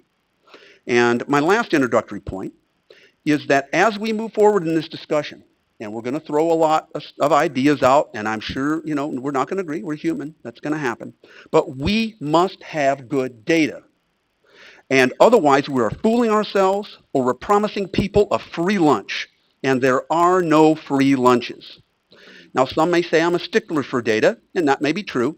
I've been involved in local government decision-making for nearly 30 years, and literally when I was at the International City County Management Association, I literally wrote the book for them on how you use data in making local government decisions about 25 years ago. But the level of scrutiny I'm suggesting is actually very, very minimal. And that is, if we're talking about items, and especially if we're talking about budget cuts, there at least ought to be 4 things that I would assume every reasonable person could agree on. First, they have to be feasible. Second, we have to have enough information from them in terms of clarity, so that others can understand where they come from and can evaluate their possible impact. 3, the numbers must be accurate. And 4, they've got to be in the budget, because if they're not in the budget, you can't cut them, and it doesn't help your bottom line. And Alderman Stearns, unfortunately, over 80% of your budget proposed cuts do not meet that even simple criteria. And in fact, some of them, one of them was the most surprising to me, was a Starcom Digital 21 communication system to be cut by $285,000. And this wasn't just something that you mentioned, and I'll give you time to respond here, but this is not just something you mentioned in passing. You talked about it in public. You distributed at a town hall meeting. You even made a motion last week to approve those. Thank God they weren't passed, because one of the things, if you had made a 2-minute conversation, a 2-minute phone call to either our police chief or a fire chief, you would have realized that not only are they not feasible, but they would put our entire community in serious risk. You cannot have 2/3 of a digital radio system. It's not the slightest exaggeration to say that this would have put our entire community at risk, because 1/3 of our people couldn't talk to others. The State Farm incident of 5 years ago, where we had problems with interoperability, should have driven that point home. If you recall, we had our Bloomington police, and we had county, we had firefighters, we had others, the sheriff's department, they couldn't talk to each other. We are now moving to a Starcom 21 system. You can't have 2/3 of a radio system. That is for our police, our firefighters, and our 911 people. Do you want to be one of the 1 out of 3 who can't talk to dispatch or can't talk to anyone else? And it doesn't just put Bloomington in a situation where we would not be safe, but because we could not respond to normal, and normal couldn't respond to us, and 1/3 of our people couldn't respond to the sheriff's department, it puts the entire community at risk. The point is, we've got to do our homework. It would not have been unreasonable to make a 2-minute phone call. That's not unreasonable to make sure that what you were talking about would have put our entire community at risk. I think it's time for me to respond, Mayor. I did that. I absolutely did that. Then did you not And listen I to was, what they told yes, you? I did listen to exactly what, Okay. I All think right, I'll this turn it kind of discussion mediate is here a just a little bit. disgrace. This is disgraceful. Let me I mediate. asked in an email to you 3 days ago that you bring out the contract for the Starcom, which we don't even have. I made that phone call, and I had a very in-depth discussion with a member of our public service, our public safety, and a very astute member, one whose opinion you value very much. And I was absolutely told that this was This was a system that could be brought out in phases. And in fact, just right before this council meeting, I mentioned to Chief Kimmerling that we would like to have the contract. And he said, yes, there are phases.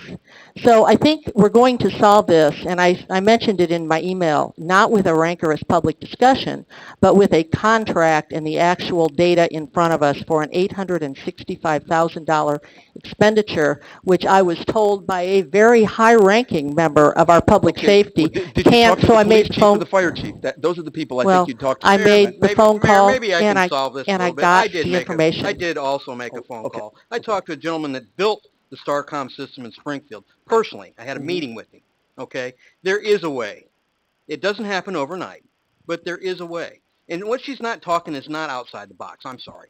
You need to slow down with what you're accusing her of. What are we doing right now? What are we doing right now that's endangering the citizens of Bloomington? What are we, If we move forward with the $285,000 of cuts, Yeah. we'd have two-thirds of a radio system. No, we would not. No, that is absolutely incorrect, Mayor. And if you want to call the police chief or the fire chief up, then you will have, It took them 2 minutes each to well, do you have six-figure employees who are going to support I what's really in want the to kind of get budget. this conversation back on the budget priorities.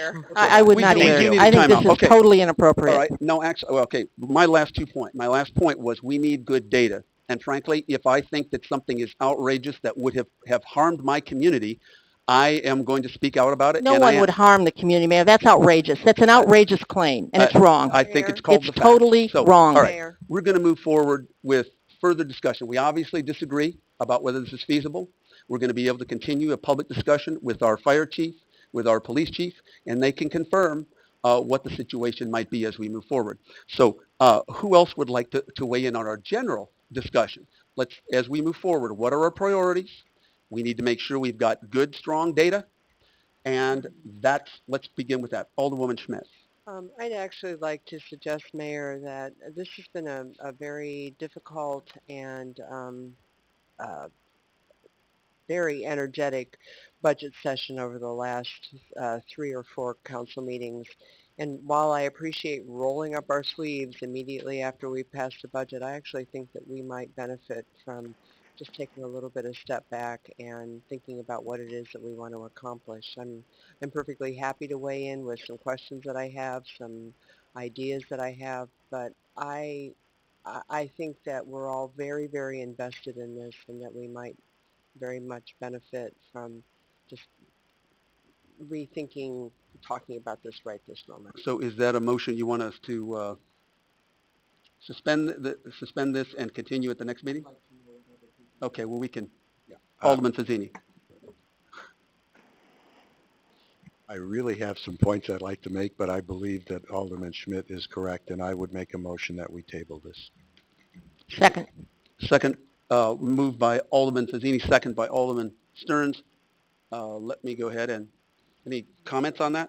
We can start. This isn't on the agenda, and I don't think we can formally vote on it, because this is not on our public We're ending, agenda. I'll turn to my parliamentarian. I think what we're talking about Is adjourning. Is, Okay, and I'll second that. Yes, that is correct, I well, think. not so much an adjournment, because we still have aldermanic comments. Okay. Action item on discussion of the budget priorities, and I think there was a motion to table that discussion. Okay, I see that, so I understand that. Motion, is that acceptable to the maker? That's what I just did. And the second, to the next meeting? Yes. Okay, all right, that's, okay, and so that we can vote on? Okay. Is there discussion on that topic? Discussion? Discussion? Yeah. Oh, okay. Thank you, Mr. Mayor. Yeah, I'm definitely open to some reflection. I think that it has gotten a little bit heated at times during this discussion, but I think the direction that staff has been giving us pretty much from the get-go in this budget discussion is give us clear direction as to what your priorities are. Oftentimes, as I've been sitting up here, I keep hearing the word priorities thrown around, and I'm never quite sure what that means. So I think as we start, I'm comfortable waiting, and I'm probably vote no on this because I'd like to have this discussion now. But if we do wait, I think that it's a critical discussion point, should be the first on our agenda for our very next meeting, because this is something that staff is looking for, and I think that we need to be clear with them as to what we want. Okay. Alderman Fruin. Thank you, Mayor. My only comment is I think it is good to set aside some time in a later time. I don't think we're going to accomplish anything tonight. I just put a little plug in for the little roadmap we did and the voting we did, and it's transparent, and boxes are there. We can look at it. but I think that's a good way to make sure we understand each other, because I'm having trouble communicating with each other. That might be the Freedom of Information Act, it might be work schedules, et cetera, but I would suggest more of a business model approach, and I would suggest you start with the big ticket items and not get hung up on the small items. I think the list we had was just a long, long, long laundry list. So I think when we go about this, we ought to go about it in a more business model, voting, transparent process. I'll put my plug in. Okay. All right, let's go ahead and vote on whether we will table this discussion until the next meeting. Alderman Sage? Yes. Let's see, we have 7 ayes and 2 nays. Madam Clerk, would you announce the nays? Nays are Alderman Lauer and Alderman Black. Okay, thank you. All right, moving back to our agenda. City Manager's discussion, Interim City Manager Mike Kimmerling. Thank you, Mayor. Thank you, Mayor. I'll be really brief on this. First of all, I want to make sure to call everybody's attention to the fact that there's a meeting tomorrow night. I believe it's at First Christian Church regarding the Friendship Park. It starts at 5:30. At attendance will be our police chief and his staff, Pace Director Kaler. I believe Public Works Director Karch is also going to be there. I'm not sure who else is going to be there from staff. And I know that there are going to be a few aldermen that are there, and I'm sure someone will make a comment during their time. But I do want to make sure we call that out so that everybody knows it's on their schedule for tomorrow night. And second of all, I'd just like to thank the staff of the city for their assistance during this time. When I've been sitting up here as acting city manager, I will tell you that the staff back there works extremely hard. It has been a very, very big challenge for all of us to get through this, but I tell you what, they've done an absolutely phenomenal job, and I very much appreciate it. I'd also like to thank the staff of the fire department who've been able to step up and help me out during the time I've been sitting in this role. So that's it for me. Thank you. I do want to thank you, Alderman Sage, for staying engaged to extreme levels during the time of your, you were in the hospital and then you came home, your recovery. I just want to congratulate you. I'm glad that you've been involved and you've been really, really on top of things. Thank you, Alderman. And thank you, Mayor. I look forward to being back at our next council meeting. And you are up and around now, is that right? Yes, my 15 hours a day face down ended over the weekend, so I'm kind of slowly getting back into the swing of things. You're in our thoughts and prayers, Alderman. Thank you. Thank you. And I do want to go ahead and read a letter that I received to the entire council from Representative Dan Brady. I appreciate the opportunity to participate in the April 14th legislative work session with you, City Manager David Hales, members of the City Council and staff, and my legislative colleagues. It was very informative. Thank you for sharing the city's legislative proposals and its needs. Sincerely, Dan Brady. And last but not least, I want to congratulate Alderman Scott Black for managing to survive 26 whole years. It's his birthday today. What a way to spend a birthday.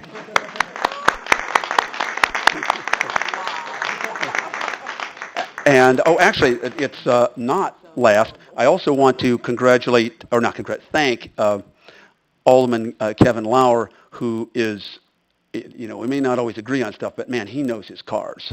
And he took time out to show me some of the new Mustangs. It's the 50-year anniversary of the Mustang, and so they're going to be really, really cool. If you want to go 0 to 60 in 5 seconds, talk to Kevin Lauer. Anyway, thank you very much. Aldermanic discussions, and I'll start from the left to right. Oh, you did? Oh, I didn't necessarily mean literally, but okay. Actually, let's talk about this. I did talk to John Kennedy, and as sometime possibly in late May or June, we will have John Kennedy, our Director of Parks and Rec, come to a mayoral open house. And he will answer questions and talk to us about all Parks and Rec programs. That doesn't mean we can't talk about other things, but we'll be featuring John Kennedy, and we'll be working with his schedule, again, late May or early June. And thank you, Alton. This was Alton's brainchild at the last mayoral open house. Thank you. And now I will move to aldermanic comments. Alderman Fruin. Thank you. Sounds like a great idea, and maybe perhaps we'll have other department heads there for future meetings. It would be nice to have a department head there for every meeting. hope that happens. Just a quick shout out to HR. I don't see Emily, but I think Lori's back there. And I've got a email pending to ask the question of how many people we had participate in the Wellness Day last Friday. And I don't expect an answer very quickly, but I was over there Friday morning, and it seemed like a great number of employees took advantage of that. And I think that's so important that wellness and preventive care is part of our benefit program because it helps reduce those long-term costs. So I don't know what that number is, Lori or whoever's back there, but I'll be anxious to see that. And sounds like a great program and some great testing without the cost of going to the doctor. So thank you. Alderman Fazzini. Yeah, there was an excellent article in the Chicago Tribune yesterday about bags designed for bicycles. Is there anyone from Bike Blono here tonight? There's one. Perfect. Just for you. Thank you. Alderman Black. Thank you, Mr. Mayor, and I'll be brief. And I just wanted to say, again, remind everybody about tomorrow night's meeting at First Christian Church at 5:30. That's going to be an important one. That's a circle back, as we committed to several months ago about some of the youth crime issues, Friendship Park, and Jefferson Street. So I would encourage everybody who's interested to attend. It's going to be a good meeting, and I appreciate staff for taking the time to put that together and be in attendance. I also wanted to take a moment, too, and thank staff for all the work they put in this budget. You've had to go, especially Patty Lynn, field analytical questions, high-level questions, going back and forth. And I'd like to remind everybody that when it comes down to it, the council asked staff to present a budget which meet the requirements the majority are asking for. And they ask for the resources, and we decide whether or not we give it to them. And so they asked for resources, and we have a budget. It's not one I don't think everybody is thrilled with, but it's a place to start. And I think this is, I'm looking forward to our 2016 prioritization discussion because I think we have to start now so we have an open, transparent process and get as much public feedback as possible. And I look forward to that whole discussion. Thank you. Alderman Schmidt. I also wanted to thank the staff for all their work and just answering unbelievable number of questions sort of on the turn of a dime. I had a follow-up question about item 7R that I didn't ask in time before we voted. That's about the 15-minute public comment. This is such a welcome change from what we've had in the past, and I mean I can think a decade ago where people just weren't commenting at all. So I understand our desire to get it right, but I didn't really hear a timeline, and I don't want to delay this really a long time. So how are we going to handle this? Could you like impose a deadline on us for feedback or something? Well, we can do this in a couple of number of ways. One, I think that the city manager, the mayor, can continue to put public comment on every agenda, and if that's kind of the desire, and I think it is of the majority of the council here. So we'll continue to have public comment as we work through the fine-tuning of the ordinance. And we can either, if the individual councilmen want to get me kind of their thoughts, we can do that. If we want to bring it back at a work session and have another discussion as to see what people would like to have on it. But it's really your pleasure as how you'd like to proceed on this. But we can certainly keep this as a top priority and try and get these issues resolved quickly. Okay. And I think just because it wasn't approved tonight doesn't mean, we can't have public comment at all the city council meetings. I really appreciate the opportunity for people to comment and love your idea about written comments, making emails public, and I just like to see it. Right. And then we may, given the time that we've been involved with the budget, the transparency ordinance stuff I haven't been back in touch with you on, and that could kind of tie in with all of this. Certainly. And I'm sure Mr. Meeks will be happy if we can get a transparency ordinance fairly soon. See, Alderwoman Stearns. Thank you, Mayor. I have a lot of faults. I think we all do. One of them is not that I don't respect other people's viewpoint and that I won't give them the time to express what that viewpoint is. This has been a budget season of ideas.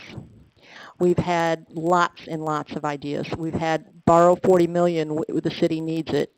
We've had licensed bicycles. We're paying a lot of money for all the trails. We've had on and on with ideas. Make the downtown police hire back paper itself. We've heard that one. I've got one. Let's take all of the revenue that the police department generates, so to speak, and give them credit for it in the actual police department, so we know of the ordinance violations and all the money that comes in. One of the things that I don't think we have done as a council is attack those ideas. I don't think we've said, gee, borrowing $40 million isn't feasible. I don't happen to think it is, but I respect the idea, and I know people who agree with it. And there isn't, I will pledge to my fellow council members, any idea that you have, I will give it respect, I will give it consideration. And I would appreciate it, because I think all ideas are valuable. Maybe they're not practical. Maybe some of the information might not be quite correct. But I think we can all respect and appreciate and carefully evaluate together what their ideas are. And that's my pledge to my fellow council members, because I believe every single one of us, and I've said this before, we are all trying to do the very best thing for the citizens of Bloomington. And I will never, even though, I may question, I will never accuse anyone of trying to harm the city in any way, because we're volunteers. We don't make any money, essentially. We come up with hours and hours of our time and get emails by the dozen that are, maybe not always so polite. But if anyone can point during this budget season or any time to anything I've said to a citizen, to anything I've said publicly, and maybe tonight was a little heated, that isn't respectful, or that in any way demeans or questions somehow their goodwill, then please tell me and please point that out. And I can certainly do that, for others, because I don't think that elevates us, and I don't think it's within the dignity of the city of Bloomington or what our offices are, which I think is way above petty criticism or publicly calling out. I think so I apologize if I was a bit heated, but I would never accuse anyone on this council of harming the city or of not having the best interest in their own mind. And I would ask that anyone point out to me anytime if I've ever been disrespectful on email. That's why all my emails are public, on email or in public.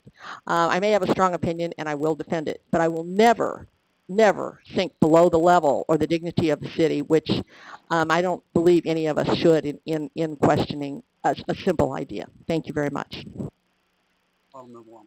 Okay, just very briefly, I just wanted to say thank you to the staff as well, because I know in the 3 years that I've been on the council, this has been the most intense budget cycle that I've seen, and the most time consuming on our part, for sure. So I know that it takes a lot of preparation for the staff to come up with the many different scenarios and the many different ideas that we've requested of them. So I want to say thank you publicly.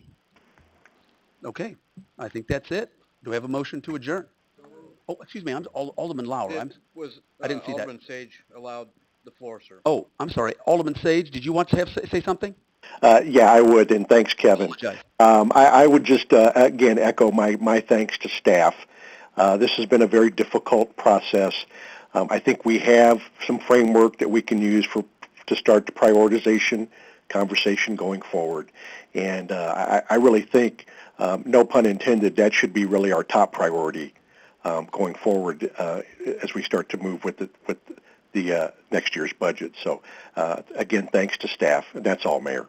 Okay, thank you. Alderman Lauer. Yeah, I'd also like to thank staff, because I've put Jeff Juergens, our corporate counsel, on point a number of times here. I'm working him overtime, I think, and George as well, and Patty Lynn as well. I've had some very pointed questions for her department, and I will continue to do so until we get some of these things straightened out. Mayor, I really wish we could tone down the tenor here a little bit and have a little bit more business-like environment. Yes, I agree.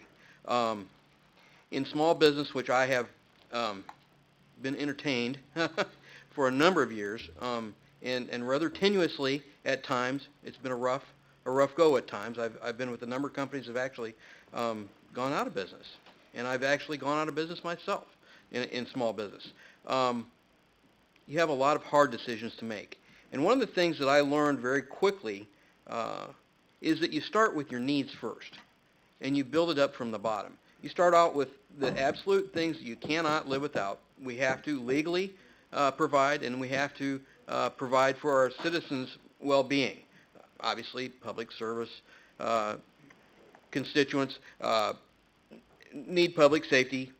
We have to provide water. We have to provide clean sewer and drainage. We have to do all those things with the streets, et cetera.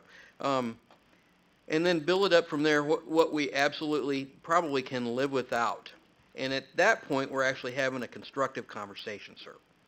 Okay? And so those are the things I think people here on council and our constituency and the city-wide, we would like to hear what you think you cannot live without. And obviously some of those are common sense, but do we really need some of the things that we think that we can't live without in terms of entertainment and coming down the needs hierarchy, if you will? I think that's where we're going to get to a real prioritization. It's just common sense. Thank you. Okay, now to... Oh, okay, moved by Alderman Black, second by Alderman Fazzini. All in favor signify by saying aye. Aye. Okay, we're adjourned.